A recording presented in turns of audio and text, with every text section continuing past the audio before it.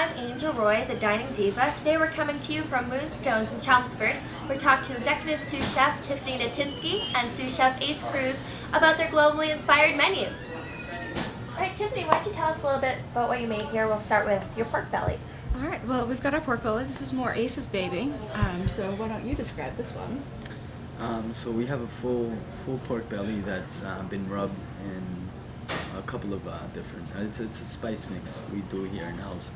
A lot of cumin, a lot of Asian spices, star anise, stuff like that. After we rub it, we leave it rubbed for about a day or two and smoke it ourselves here. So we'll slow smoke it like 200 degrees, about that, and kind of dry it out, like the moisture come out of it, and it thickens up and coagulates in a nice way, so you get a nice like square cut out of it. Then we cut it into portions and pan sear it, and add Korean sauce we have in house, and it's paired with a sauce that we just changed actually on the menu. It's a cucumber, lime, and cilantro sauce.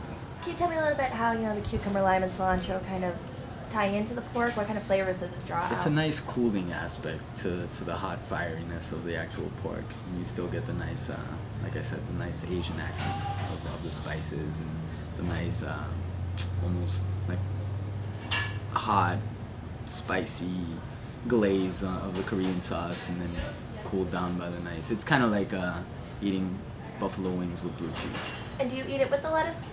Yes, Yeah. yes. Great. With lettuce, right? And let's talk a little bit about your Tuna Tataki. Well, it's one of our best-selling dishes. It's been on the menu since we opened.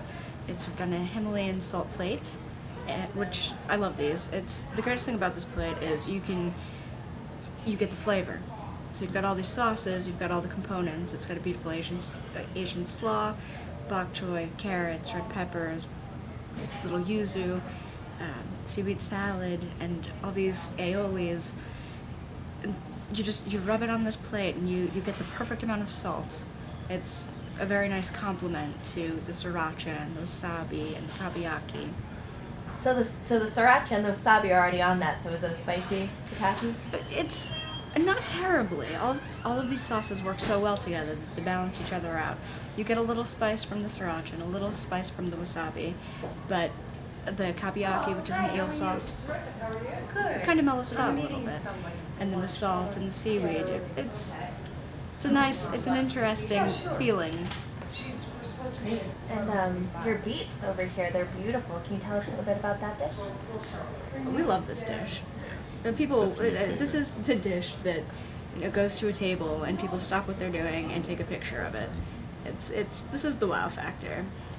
Baby beets, yellow, well, golden, red, and candy stripe, over Vermont goat cheese that we whip lightly with a little of our local honey, that we actually get from a block away, mint oil, and beet jus that is reduced when we cook the beets.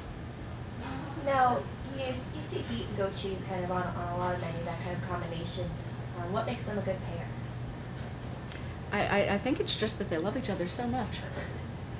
I'd say it's the creaminess of, like, you taste the earthiness of the actual beet, and a lot, I mean, in most cases, earthiness, mushrooms, they go with a lot of cream-based things, So I think right there that's what would tie those two together.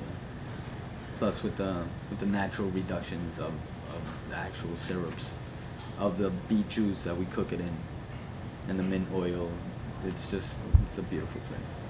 That's all today from Moonstones in Chelmsford, so come on by, grab some tapas with your friends, and we'll see you next week.